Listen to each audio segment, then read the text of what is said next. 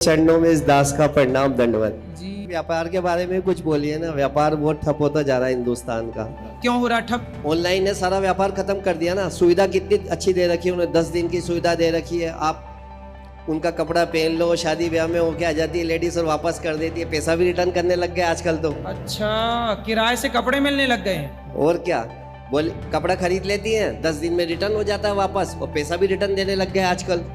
जब ऑनलाइन में इतनी बड़ी सुविधाएं मिल रही है घर बैठे, तो फिर आदमी मार्केट से परचेजिंग क्यों करेगा? तो फिर आज के दुकानदारों को भी अपना भी काम ऑनलाइन करना चाहिए। समय के साथ चलोगे नहीं तो बर्बाद तो होगे। उनको ये भी तो बताओ कि समय के साथ यदि समय की वो डिमांड है तो वैसे समय के अकॉर्डिंग चलना चाहिए उनको। गुरु जी राधे राधे। हाँ जी। हमारे एक मित्र है, वो दारू बहुत पीते हैं। वो कहाँ? कृष्णा जी। तो आप शराब पीते हो? कभी कभी पी लेते हैं, लेकिन उसी लिए आए हैं कि मतलब कि ये छूट जाए। तो शराब कितने साल हो गए पीते पीते? 5 साल हुआ। 5 साल। हमारे पिताजी खत्म हुए ना, उसके बाद से उस टेंशन से। तब पिताजी के जाने की खुशी में स्टार्ट कर दिया? नहीं नहीं, हाँ? जाने की खुशी में नहीं। हाँ? वैसे हमको नींद ही नहीं लगता था। नींद नहीं लगता था? हाँ, पीने के लिए वो हम तो और तो कुछ फिर नहीं। पीने के बाद नींद लगने लग गई? हाँ, तो लग जाता और टेंशन बढ़ जाता। तो 5 साल पहले फिर आप सोते ही नहीं थे मतलब? हम पीते तो नहीं हैं, लेकिन ये हमारे दोस्त हैं, ये कहे कि चलो गुरुजी के पास में। अब ये थोड़ा शिकायत हमको करना था तो कर रहे हैं, लेकिन हमने उतना नहीं करते हैं। शराब कितना पीते हो? कितने की पी जाते हो? हमारे चाय की दुकान है, हम चाय बेचते हैं, वहाँ पीते हैं तो चाय नहीं बिकेगा। अब ऐसे ये कह दिए तो कह दिए। नहीं, ये आपके अच्छे दोस्त हैं, कम से कम आपकी चिंता है कि मेरा दोस्त शराब ना पिए। ये अच्छे दोस्त की पहचान है, हाँ, है ना? तो शराब नहीं पीना चाहिए। आज से पक्का वादा करो कि शराब नहीं पियोगे। नहीं पियेंगे गुरुजी। खाओ माँ कसम। माँ कसम। माँ है आपकी? माँ नहीं है, लेकिन कसम माँ है। मैं माँ कैसे खाएंगे? हैं? माँ है ना, सारी दुनिया ही माँ है, बाप है। मन और बुद्धि में क्या अंतर है? मन संकल्प विकल्प करता है। ये 10 रुपए पड़े हैं, मन आंखों ने देखा, मन ने कहा उठा लो, फिर मन कहता है नहीं उठाएं, मन कहता उठा लो, नहीं उठाएं, उठाएं कि नहीं उठाएं, उठाएं कि नहीं उठाएं। ये उठाएं कि ना उठाएं, ये काम है मन का। फिर बुद्धि से मन पूछता है क्या करें, फाइनल डिसीजन। तो फाइनल डिसीजन बुद्धि देती है। क्यों उठाएंगे? किसी का होगा पड़ा है, हमें क्या करना। फिर बुद्धि यदि आपकी, अब इसके ऊपर आएगा विवेक। यदि आप विवेकशील हैं, विवेकशील मतलब शुद्ध बुद्धि। विवेकशील ना होना मीन्स अशुद्ध बुद्धि। तो यदि आप विवेकशील हैं, शुद्ध बुद्धि है, तो आप कह देंगे नहीं ये हमारा नहीं है, किसी का, हमें क्या करना। तो बुद्धि मन को कंट्रोल करेगी, नहीं उठाना, नहीं उठाएंगे। राधे राधे। मैं हूं आपका दास अनिरुद्धाचार्य। महाराज का मंत्र कार्यक्रम में आपका बहुत बहुत स्वागत है। आज मैं आप लोगों को बताऊंगा कि नए वर्ष में, नए साल में यंत्रों को घर में स्थापित करने से फायदा क्या है, यंत्र का आपके जीवन पर क्या प्रभाव पड़ता है, किस यंत्र का क्या महत्व है, ये सारी बातें मैं आज आपको बताऊंगा। साथ ही आप लोगों के सवाल का जवाब भी दूंगा। आइए अब कार्यक्रम की शुरुआत करते हैं। बात करेंगे आज के उपाय की। नए साल में एक लक्ष्य बनाएं, उन्हें पूरा करने का संकल्प लें। जीवन में तरक्की के लिए लक्ष्य बनाएं। आप यदि एक लक्ष्य बना करके आगे बढ़ते हैं तो निश्चित आपकी तरक्की होगी। अर्जुन को गुरुजी ने कहा, देख क्या दिख रहा है, चिड़िया की आंख। जो व्यक्ति अपने लक्ष्य में लगा है वही व्यक्ति सफल होता है। जो लक्ष्य से भटक जाता है वो असफल होता है, तनाव में चला जाता है, चिंताओं से घिर जाता है ना। अकेलापन बना रहता है यदि आप एक लक्ष्य नहीं बनाते।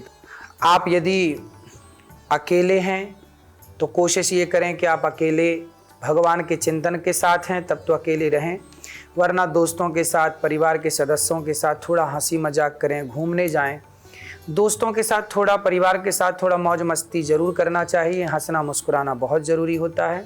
इससे व्यक्ति तनाव से मुक्त होता है, टेंशन फ्री होता है। नए साल में तुलसी की मंजरी को लाल कपड़े में बांधकर भगवान विष्णु और माता लक्ष्मी को अर्पित करें। ऐसा करने से धन की कमी महसूस नहीं होती। नए साल की शुरुआत में वेद मंत्रों का पाठ करना चाहिए। श्रीमन्नारायण चरणौ शरणम प्रपद्ये इत्यादि मंत्रों का जाप करें। नए साल की शुरुआत में आप अपने इष्ट देव की पूजा कर सकते हैं। वास्तु शास्त्र के अनुसार तुलसी में कुछ चीज़ें बांधने से घर में सकारात्मक ऊर्जा का आगमन होता है और आर्थिक तंगी से छुटकारा भी मिलता है। आओ अब भविष्य संवारने की बात करेंगे। नए साल में क्या करें? घर को स्वच्छ और सुगंधित रखें। घर में लक्ष्मी का वास निश्चित होगा। यदि धूप बत्ती जलाते हैं आप तो ये अच्छा है। दीपक घी का जलाते हैं तो अच्छा है। घर में गौमूत्र, नमक या फिटकरी मिलाकर रोज पोंछा लगाना चाहिए। घर से जो नकारात्मक ऊर्जा है वह समाप्त होती है। नए साल में पेड़ लगाने का संकल्प लें कि आप एक बढ़िया सा वृक्ष जरूर लगाएंगे। कम से कम 3-4 पेड़ लगाएं। पार्कों में, आपके घर के आसपास कोई पार्क है या आपके घर के आसपास कोई जगह है तो वहाँ पेड़ लगा सकते हैं। नित्य भगवान के नाम की माला करें। महामृत्युंजय का जाप यदि आपका यज्ञोपवीत हुआ है तो आप जरूर करें। जिन व्यक्तियों के किसी भी कार्य में रुकावट आ रही हो तो इस बसंत पंचमी से इस मंत्र का जाप करें। नोट कर लें, ओम श्रीम श्रीम ओम ओम श्रीम श्रीम हुम फट स्वाहा। शिव पंचाक्षरी मंत्र का जाप करें। जो विद्यार्थी पढ़ने में कमज़ोर हैं, स्मरण शक्ति कमज़ोर है, तो उन्हें इस बसंत पंचमी से माँ सरस्वती की तस्वीर के सामने यह मंत्र का जाप आप करें। ओम ह्रीम ऐं ह्रीम ओम सरस्वत्यै नमः। अगर कोई भय सता रहा है आपको तो ओम ऐं ह्रीम हनुमते रामदूताय नमः इस मंत्र का जाप करें। बात करेंगे आज के पंचांग की। आज 29 दिसंबर है, दिन रविवार है, चतुर्दशी तिथि है, ज्येष्ठ नक्षत्र है और गंड योग है। चंद्रमा आज वृश्चिक राशि में संचार करेंगे। अगर कोई शुभ कार्य करना चाहते हैं तो राहु काल का समय जरूर नोट कर लें। इस समय कोई भी शुभ कार्य ना करें राहु काल के टाइम। राहु काल शाम को 4:16 से शाम को 5:34 तक रहेगा। नक्षत्रों की बात करें तो आज ज्येष्ठ नक्षत्र का योग है। बात करेंगे अब आज के विषय की। नए साल में यंत्रों से होगा लाभ, किस तरह से जानते हैं। सनातन धर्म में मंत्र, यंत्र और तंत्र तीनों का कार्य है। मंत्र का, यंत्र का बड़ा योगदान है। मंत्रों के उच्चारण से, जाप से शरीर और मन को शांति मिलती है। मंत्र के उच्चारण से तनाव दूर होता है, एकाग्रता, स्मरण शक्ति बढ़ती है। वैसे ही यंत्रों का भी हमारे जीवन पर बड़ा प्रभाव पड़ता है। कहते हैं कि जो काम रत्न नहीं कर सकते उसे यंत्र कर देता है। घरों में स्थापित किया गया यंत्र हमें नकारात्मक प्रभाव से बचाता भी है, हमारे अंदर की विशेष शक्ति का विकास करता है, जीवन में धन धान्य और सुख समृद्धि को बढ़ाता है, आपके विचारों को आकर्षित करता है। यंत्र की स्थापना से व्यापार में उन्नति और सफलता की प्राप्ति होती है। भाग्य का पक्ष मजबूत होता है, बुद्धि और ज्ञान को बढ़ाता है। यंत्रों के प्रभाव से अनिष्ट ग्रह शांति की ओर बढ़ते हैं, परीक्षा में सफलताएं मिलती हैं, शत्रु बाधा से मुक्ति मिलती है, सुख समृद्धि धन लाभ भी होता है। यह रक्षा कवच के रूप में भी कार्य करता है। यंत्रों में देवी देवताओं का वास होता है। यंत्र में जैसे एक श्री यंत्र होता है, देवताओं का उसी प्रकार निवास होता है। जिस प्रकार अपने लिए एक सुंदर घर का निर्माण करते हैं, जैसे आप रहते हैं, ऐसे यंत्र में देवी देवताओं का निवास रहता है। उस यंत्र में देवताओं की चमत्कारी शक्ति विद्यमान होती है। पूजा में विशेष फल की प्राप्ति होती है। कई प्रकार के यंत्रों का प्रयोग किया जाता है, जैसे धन प्राप्ति की कामना के लिए कुबेर यंत्र होता है, लक्ष्मी यंत्र की पूजा की जाती है। इस तरह से मंगल यंत्र की भी पूजा मंगल ग्रह को शांत करने के लिए की जाती है। लेकिन इनके अलावा भी विशेष मंत्रों, चिन्हों और आकृतियों का प्रयोग करके कई प्रकार के यंत्र बनाए जाते हैं। ये यंत्र बहुत शक्तिशाली माने जाते हैं। इनकी विधिवत पूजा करने से शीघ्र ही लाभ प्राप्त किया जा सकता है। हर व्यक्ति के लिए एक ही यंत्र का प्रयोग नहीं किया जा सकता। यंत्र बनाने के लिए विशेष तरह के अंकों, चिन्हों और आकृतियों का प्रयोग होता है। यदि आपको इसका ज्ञान नहीं है तो आप बना नहीं सकते, लेकिन बने बनाए ला करके उनकी पूजा कर सकते हैं। चिन्ह, रेखाओं और बिंदुओं के द्वारा बने हुए यंत्र बहुत ही शक्तिशाली होते हैं। जिस तरह से इनका निर्माण अत्यंत कठिन होता है, उसी तरह से इनका प्रयोग करना भी कठिन होता है। कुछ यंत्रों का निर्माण अंकों के द्वारा किया जाता है। इन यंत्रों का प्रयोग और निर्माण दोनों ही सरल होता है। किसी भी प्रकार के यंत्रों का प्रयोग बहुत ही आवश्यक होने पर भी सावधानी के साथ ही करना चाहिए। यंत्रों का निर्माण अंकों, बिंदुओं, शब्दों और मंत्रों की आकृतियों में ढाल कर किया जाता है। बात करेंगे आज के समाधान की। महामृत्युंजय यंत्र, यह यंत्र भगवान शिव से जुड़ा है और मानसिक, शारीरिक और भावनात्मक परेशानियों से लड़ने में मदद करता है। कुबेर यंत्र जो है, धन प्राप्ति के लिए कुबेर यंत्र बहुत फायदा पहुंचाता है। श्री यंत्र, श्री यंत्र बहुत जल्दी ही गौरी गोपाल में आपको, जब भगवान श्रीमन नारायण विराजेंगे यहाँ पर फरवरी में, उसके बाद से श्री यंत्र यहाँ भगवान के चरणों में प्रतिष्ठित होंगे, फिर वह श्री यंत्र आपको प्राप्त हो सकते हैं।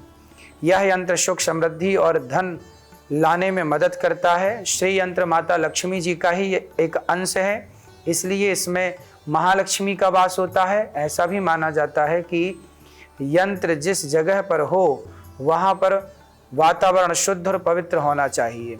ऐसा होने से माता लक्ष्मी के आगमन में किसी प्रकार की रुकावट नहीं होती, अवरोध उत्पन्न नहीं हो पाता है। इसलिए घरों में श्री यंत्र की स्थापना करना लाभदायक माना जाता है। एक महाकाली यंत्र होता है। यह यंत्र नकारात्मक ऊर्जाओं को दूर करने में मदद करता है। महासुदर्शन यंत्र, यह यंत्र भगवान विष्णु से जुड़ा है और बुद्धि, रचनात्मकता, ज्ञान और आध्यात्मिक पक्ष को बढ़ाने में मदद करता है। मंगल यंत्र जो है, यह यंत्र मंगल ग्रह को शांत करने के लिए किया जाता है। आवश्यकता के अनुसार यंत्रों को अपने ऑफिस या घर में स्थापित कर सकते हैं। तांबे के यंत्र को अपने घर या कार्यालय में लाकर अपने रहने की जगह को पहले पवित्र करें और साफ सफाई करें, फिर वहां मंदिर में उसको स्थापित करें। कॉपर के यंत्र की विशेष रूप से आपके जीवन में कुछ पहलुओं को बेहतर बनाने के लिए बनाया जाता है।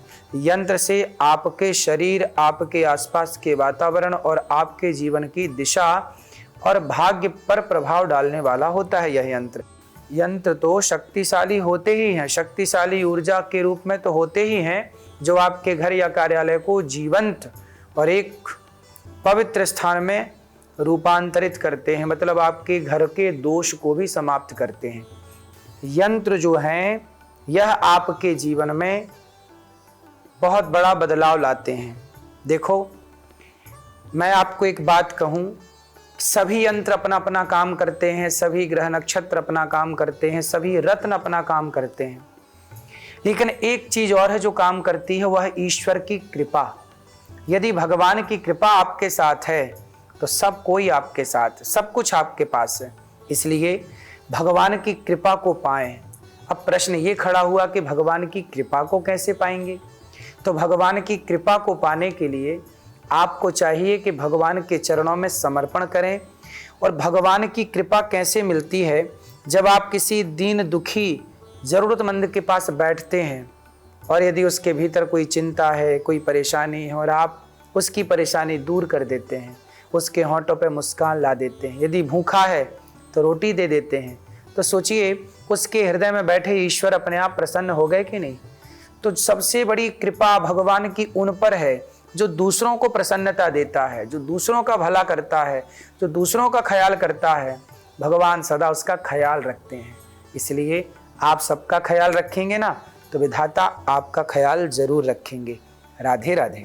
बात करेंगे आज के वार्तालाप की। यमुनानगर से निर्भय जी का सवाल है, महाराज जी, जीवन का मूल मंत्र क्या है? साल भर में, नए साल में जीवन को कैसे बेहतर बनाए? जीवन का मूल मंत्र क्या है? जीवन का मूल मंत्र है जनमानस की, दीन दुखियों की सेवा। आप सेवा करें और समाज की सेवा करते हुए, भगवान का चिंतन करते हुए अपने जीवन में सत्य को लाएं, दया को लाएं, भक्ति को लाएं। ये अच्छाइयाँ आपके भीतर होनी चाहिए। जीवन का उद्देश्य है समाज की सेवा, भगवान की भक्ति। आज का गुरु मंत्र है, श्री यंत्र का बीज मंत्र है ओम श्रीम ह्रीम श्रीम कमले कमलालये प्रसीद प्रसीद श्री ह्रीम श्रीम ओम महालक्ष्मी नमः।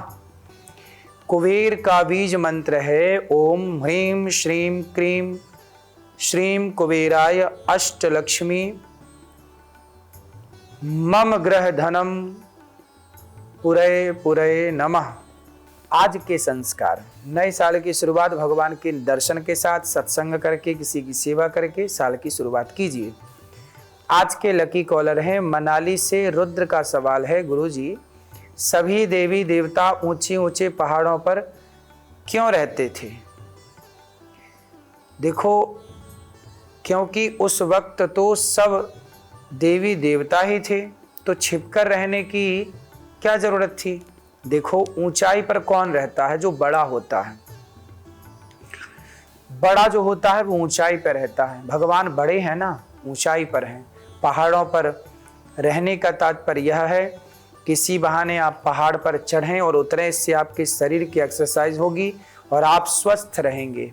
तो आपका शरीर स्वस्थ हो, पहाड़ों पर चढ़ के उतरें और वहाँ जाके शांति से एकांत में दर्शन करें। और पहाड़ों पर चढ़ करके माँ भगवती कहती है, पहाड़ों पर चढ़ोगे तो दूर तक का दिखेगा, तो आप दूर की दुनिया देख सकें, अपने भविष्य को बेहतर बना सकें, बहुत कुछ देख सकें। इसलिए माँ कहती हैं कि आप पहाड़ पर चढ़ो और यहाँ से बहुत कुछ देखो।